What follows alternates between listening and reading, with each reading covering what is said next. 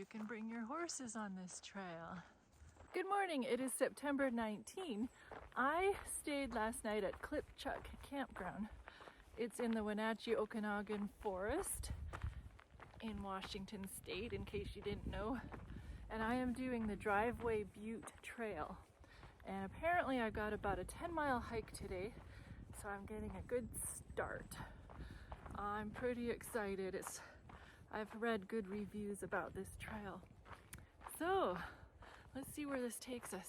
It's a nice campground. It has running water, but pit toilets, which aren't my favorite, but for some reason they smell nice. So good job, people. $20 a night. I woke up at 4 o'clock because there was some kind of creature around my car, so I had to chase it away. And then I didn't sleep much since then.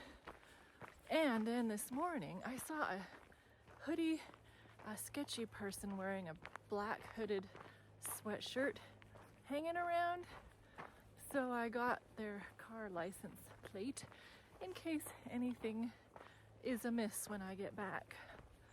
But that's not fun. I guess in the forest you gotta expect any kind of creatures. Oh, this sign says 4 miles to Driveway Butte. But I was reading online that people were saying that it's 9.5 miles total distance, so whatever. It's gonna be a long hike. Kind of an interesting name for a trail. Well, the children of Israel are at the border of the Promised Land. Their goal is in sight, but for some strange reason, the people wanted to send in spies to check out the land. This was not in God's plan, but Moses brought the people's request to God, and God gave them the go-ahead. They selected 12 spies, a representative for each tribe except for Levi. And they were gone for 40 days checking things out. They brought back a bunch of grapes that had to be carried between 2 men on a pole. And their report was as great as God had promised it would be.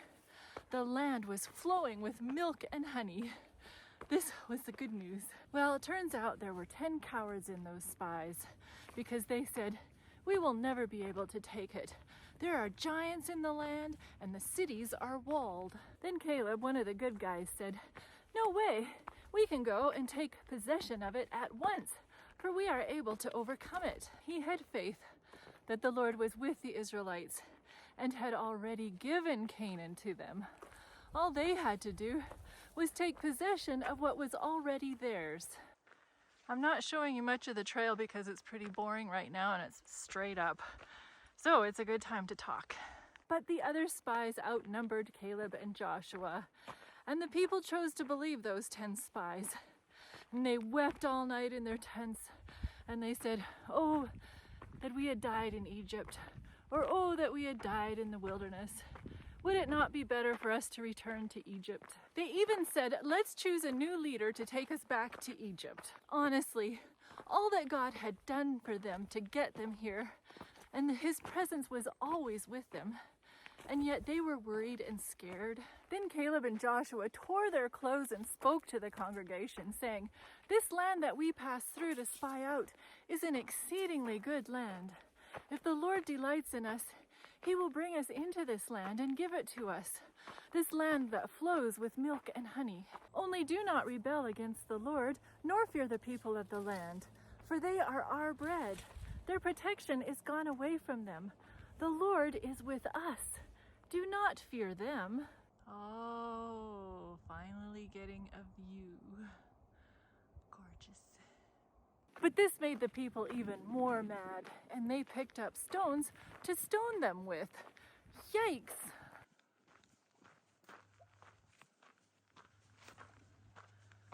But then the glory of the Lord filled the tabernacle. How long will these people reject me? How long will they not believe me with all the signs that I have performed among them? By condemning God's faithful servants, the Israelites pushed divine mercy over the brink and brought condemnation upon themselves. Oh, a little stream to hop over.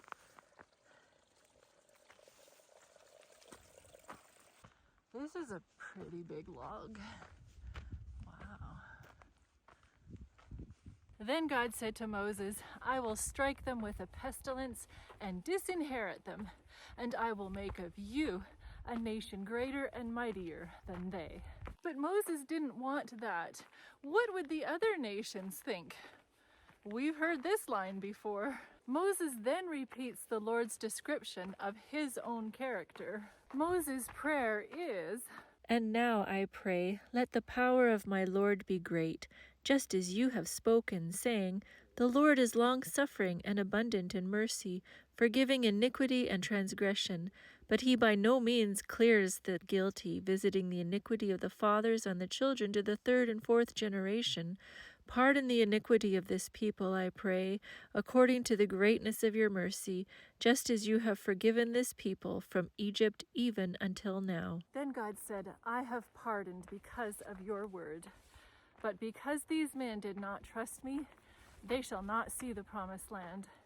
And because the children of Israel have rejected me, all those aged 20 years and older shall not enter the promised land. You said you wanted to die in the wilderness? Then in the wilderness you shall die.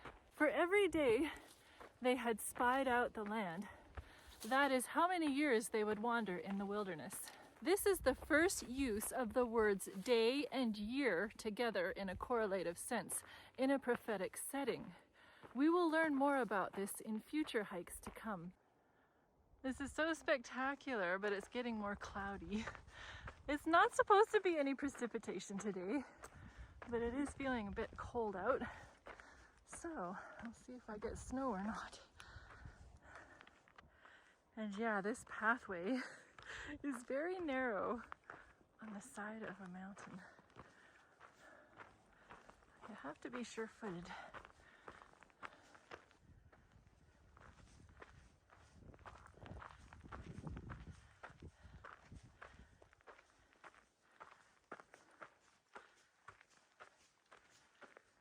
I just met a girl and her 2 dogs running this trail.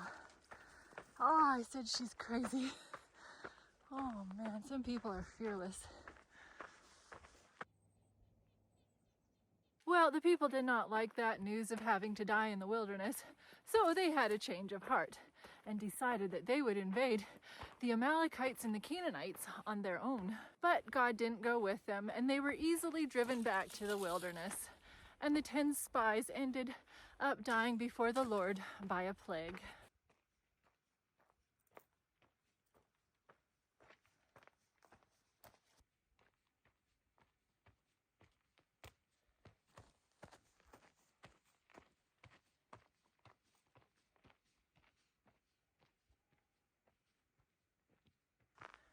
So many downed trees in this section. But at least somebody nice cleared the path for us.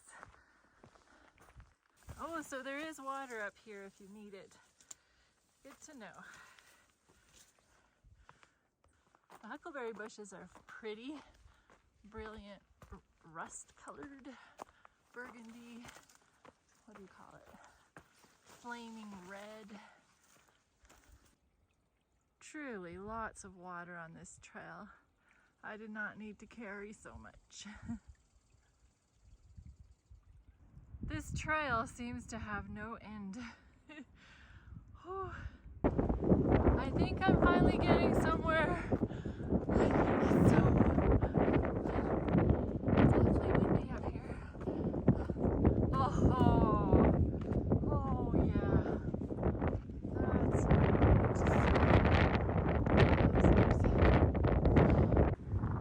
let's go to the edge here.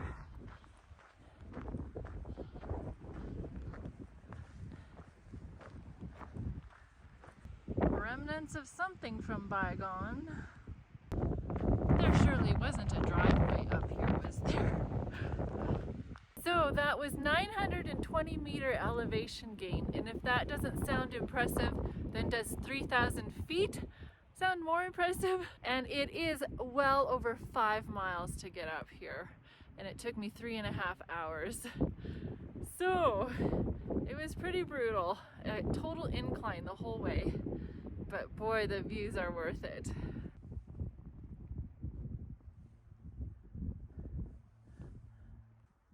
See, the views going back are worth the climb too. Because coming here, it was pretty boring, I must say. But then now, whew, just me and God on the mountain. Nobody else is around.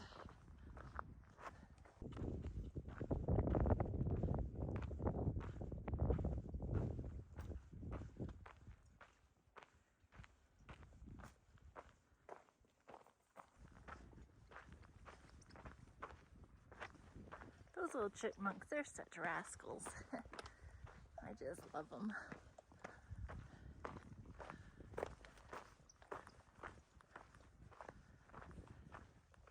What you carrying? I just have to stop and drink this all in. And it's not near as windy on this side of the mountain.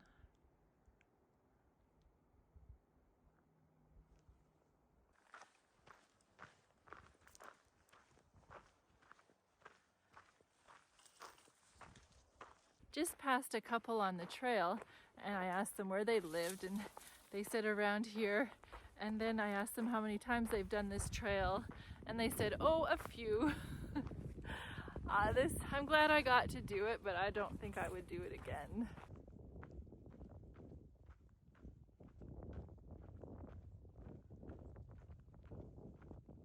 You know, completely following the Lord, like Caleb and Joshua did, is the essence of a life of faith.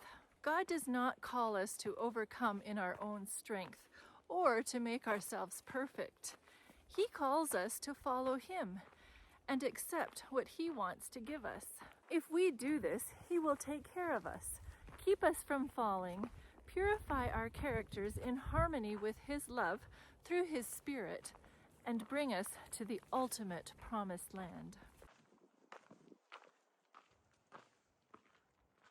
The healing hiker rating for this driveway Butte trail is a 3 out of 5.